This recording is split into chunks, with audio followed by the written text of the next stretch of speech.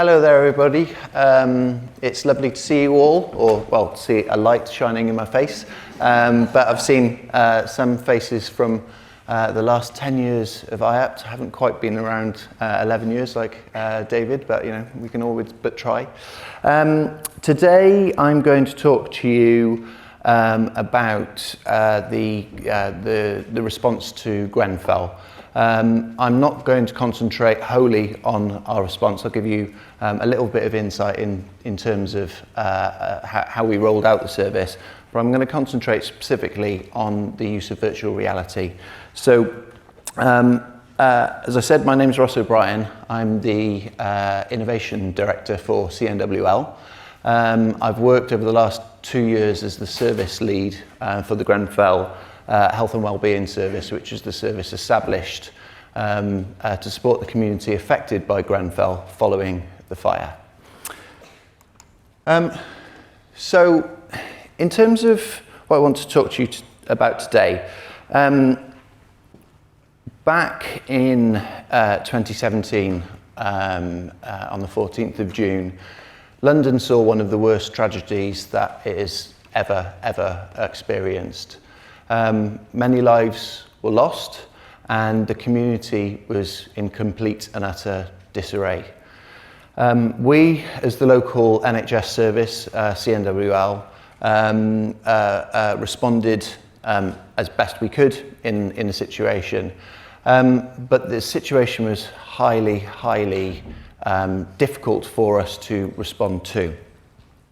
In the initial days and weeks after Grenfell, and in subsequent months and years, there was a lot of blame around the statutory agencies. Whose fault was it? Why did Grenfell happen? Where should blame be apportioned? And even though as a government agency that's standalone, the NHS was also rightly subject to scrutiny. And when, in the initial weeks, we tried to reach out to the community that were affected, it made our jobs really difficult to be effective because of the number of people that simply said to us, "We don't trust anybody. Why should we accept your support?"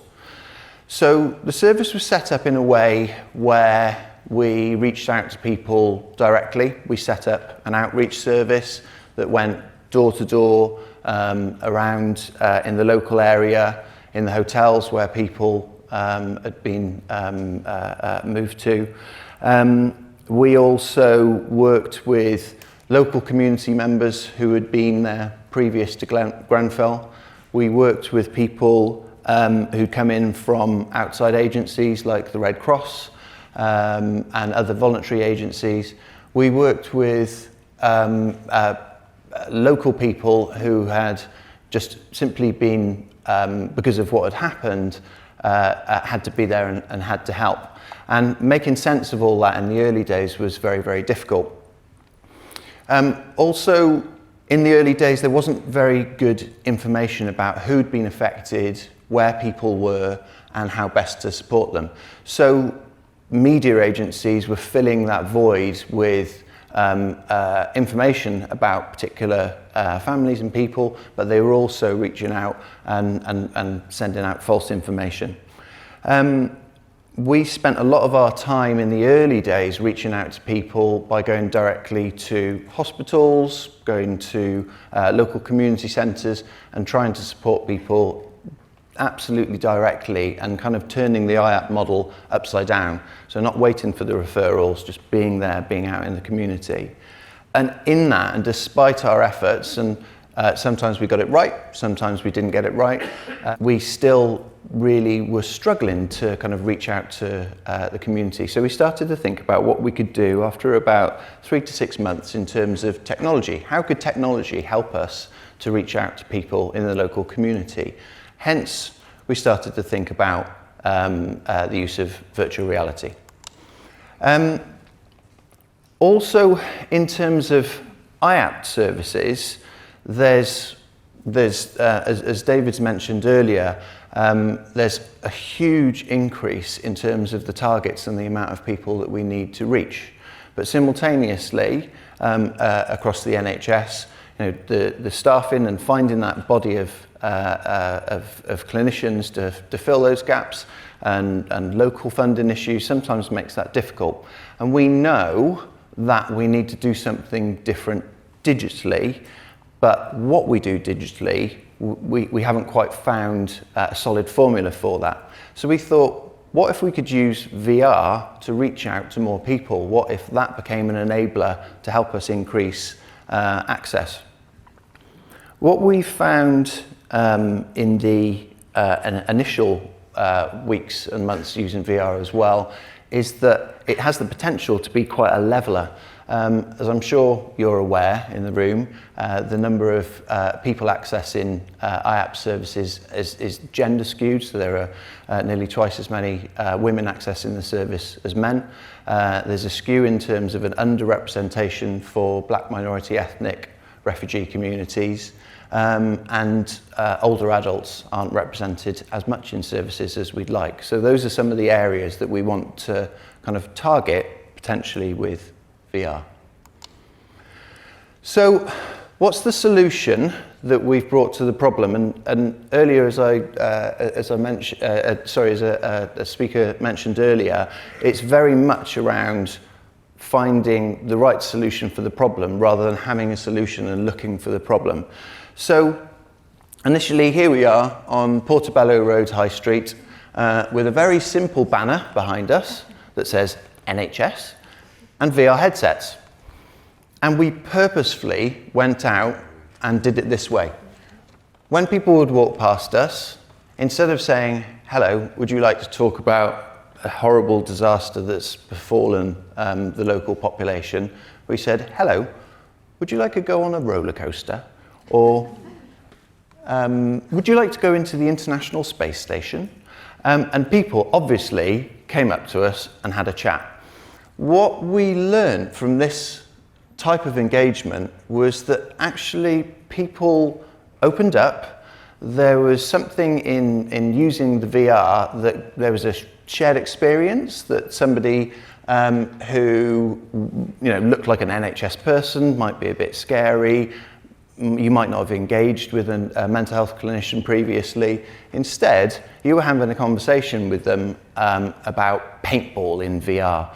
And it created a really different dynamic. What also happened was, as soon as the person said, no, really, why are you, the NHS, here playing with VR headsets? We said, okay, well, actually, we're here to talk to the local community and find out if there are people that are affected by Grenfell. At that point, what was really interesting was people started to talk to us. So rather than them saying, okay, that's really, really interesting, can I take a leaflet and I'm going to head round and go now, they turned around and started to tell us about what had happened, either to them or to their loved ones or to their neighbours. And we found, in terms of a way of engaging with people directly and screening, it was an opportunity for us to take the PHQ-9s, take the GAD-7s, take the TSQ-10s, and actually have those conversations right there in Portobello High Street or in the local community centre. And I think, for me, the really interesting thing is, how might we use that elsewhere in IAPT services? How might we use that as a type of engagement that leads to screening and access in other IAPT services? So there were patient benefits. There was an increased access to Grenfell services, and equally this could be something that could happen further afield in other IAPT services. There was a consideration of people's well-being and mental health that might not have previously been prompted by the NHS because we were approaching different people. What we found from the initial data set, and we don't have an extensive data set yet, but what we found from the initial data set is that balance of older adults, BME communities, and gender is much flatter. So in our naivety, we thought we would go out with VR headsets and we would have young people using it and young people talking to us. And that's just not true.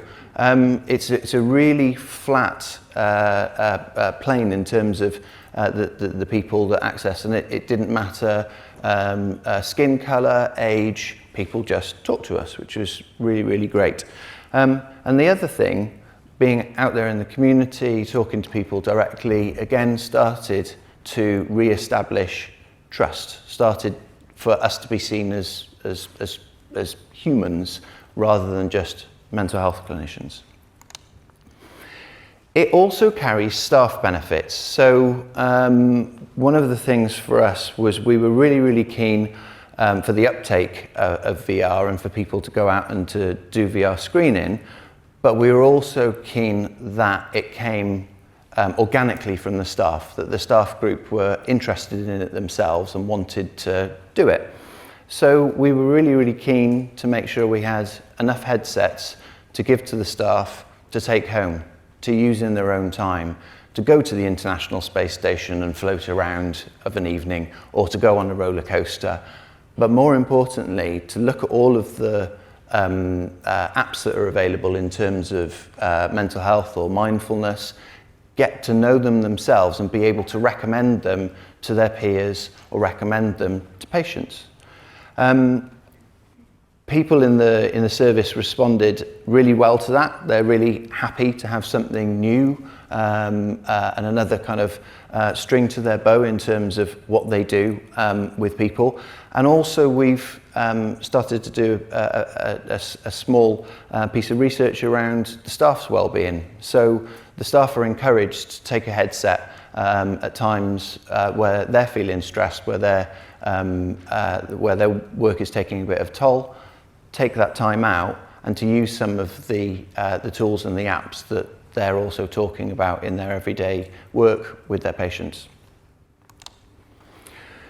So the next logical step for us was to develop our own content. So far we'd been taking out all of the content that's freely available on the Oculus Go at the time. And the reason being was it was very cheap. The headset itself is very cheap. It's quite easy and straightforward. You kind of put it on your face and then you see stuff and hear stuff. So it was picked up quite well. But what we wanted to do was start to create something that was for the local community, but also could be used elsewhere as well.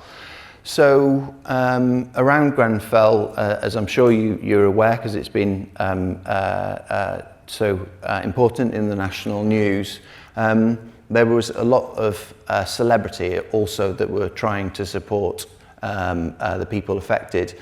And what's been really interesting to see is how quite prominent celebrities have wanted to help, but they've always wanted to help in the right way. So we've tried to meet and work with the people that are there for exactly the right reasons. One of the people that's most impressed us is Les Ferdinand. So Les Ferdinand, for those of you that aren't football fans, is the director of football at Queen's Park Rangers Football Club, and he is also a former England player and the first black footballer to play for England. Les is somebody that, as well as his football club being very, very close to Grenfell, having the game for Grenfell quite soon to raise funds for the people affected by Grenfell, was also somebody that grew up on the estate. So he actually grew up in the estate that Grenfell, where Grenfell happened, and local people accept him. When we started to work with Les, we wanted to do something around mindfulness, but we also wanted to purposefully do something that wasn't what we were seeing elsewhere in the VR world. Mindfulness has a particular style. There may be pebbles that are balanced on top of each other, or there might be kind of a mauve theme, and there might be some comfortable cushions possibly. And we wanted to do something different. We wanted to take the principles of mindfulness, but have something that was real to real people. So when we started with Les, we focused on football, but we've also been developing a series where we focus on religion, we focus on the body and physicality, we focus on environment. So all of the materials that we're producing will be freely available, but they will have different themes. There's a short video that I'd like to show you, if we're able to, around some of the BBC coverage that we had. Tension drops as soon as I get on the grass. I know why I'm here and where I need to be. I want to get on with the match. I hear the tannoy. You know, to respect each country's anthem, there's a silence afterwards. The whole stadium is silent. I'm anticipating the change. In a second, the crowd will take the roof off. My mind's telling me I don't want to disappoint, that this needs to be a good game for me. I'm aware of the build-up, the media. I feel the adrenaline rushing through my body and my heart starts to beat faster. I remove my tracksuit top. I'm ready to play. It's time for kick-off. I'm waiting to hear the sound of the first strike, get a sense of the ball. I know that I've worked so hard to get here. I'm ready.